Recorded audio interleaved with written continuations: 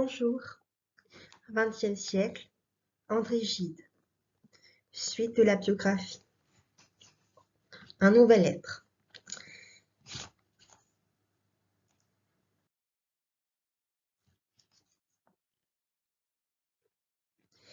C'est alors que sa vie va connaître une péripétie essentielle en deux phases étrangement enchaînées.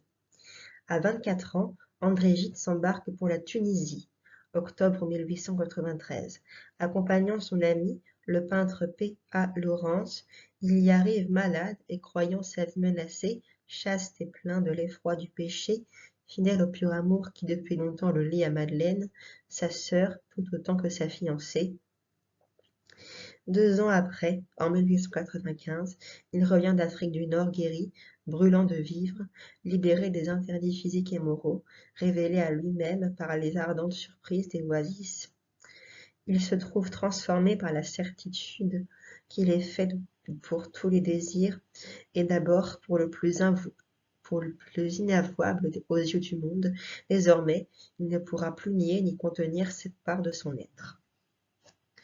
Mais, en même temps, il ne peut pas non plus abolir sa soif de communion spirituelle, sa vocation de dévouement et, peut-être, son besoin de refuge contre lui-même. Peu après la mort de sa mère, il épouse le 8 octobre 1895 Madeleine Rondeau qui, partageant son illusion, accepte la gageure d'un mariage blanc. Cependant, dès le voyage où il entraîne sa compagne sur les lieux mêmes de sa révélation africaine, la contradiction éclate entre les deux exigences qu'il porte en lui. Il croit trouver la solution dans un étrange partage qui, réservant au mariage le pur commerce des âmes, accorde au plaisir une place à ses yeux tout aussi légitime. Il n'en sent pas moins le poids de la société, le contrôle de sa conscience puritaine et le muet reproche d'une présence douloureuse. Dès lors commence son existence d'immoraliste, tourmenté par tous les problèmes de la vie morale. Après cette crise, le monde littéraire qu'il a connu lui paraît bien fade et hypocrite. Palude, 1895. Réduit à l'estime vigilante d'un petit nombre d'esprits, il publie Les nourritures terrestres, 1897. Il écrit ses premiers drames et donne en 1902 L'Immoraliste, toutes œuvres qui, sous des voiles divers, sont pleines de l'expérience qui a fait de lui un nouvel être. De nombreux voyages,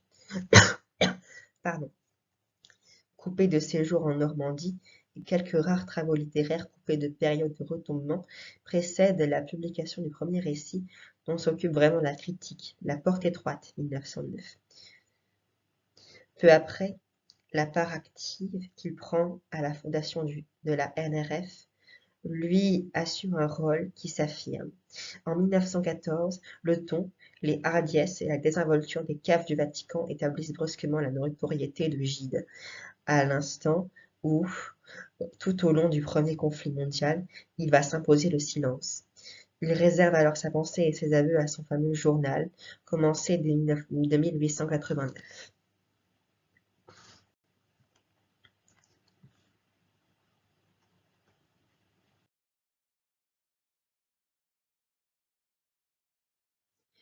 Les dernières libérations. Les années de guerre, pendant lesquelles il se dévoue à des œuvres de bienfaisance, voient, en effet, se réveiller chez lui le drame religieux. Frappé par le retour au catholicisme de quelques compagnons d'autrefois comme Guéon, Copeau, Rivière, il se croit un instant tenté par la soumission, dont Jeanne et Claudel lui proposent depuis longtemps l'exemple. Mais, ayant relu l'Évangile d'un œil neuf, et cherché en vain commandements, menaces, défenses, dans la loi d'amour, il ne trouve, en définitive, que de nouvelles raisons pour refuser toute loi et légitimer en bonne conscience ses égarements. Les feuillets de Numkid et tu gardes la trace de cette ultime libération religieuse. Celle-ci s'accompagne d'une libération plus intime. Sa femme a déchiré les lettres de leur jeunesse où s'inscrivait le meilleur de lui-même.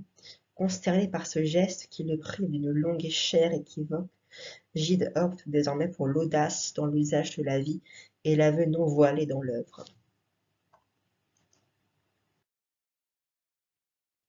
un malfaiteur. La symphonie pastorale, 1919, le libère de sa dernière dette envers le passé. Puis, Si le grain ne meurt, 1920, pour la première fois, il se raconte sans phare, et Corridon, où, en 1924, il rend public une apologie de l'anomalie sexuelle esquissée dès 1911, offrant brusquement au lecteur d'étranges hardiesses. La curiosité se trouvant ainsi ramenée vers ses premiers ouvrages, l'œuvre entière de Gide s'installe au premier plan de l'actualité, à la fois par son profond intérêt, mais aussi par l'attrait du scandale. Alors se dresse contre lui une croisade rassemblant d'anciens adversaires comme Henri Massy ou de chroniqueurs assez pharisiens comme Henri Béraud et un pamphlet anonyme dénonçant lui un malfaiteur.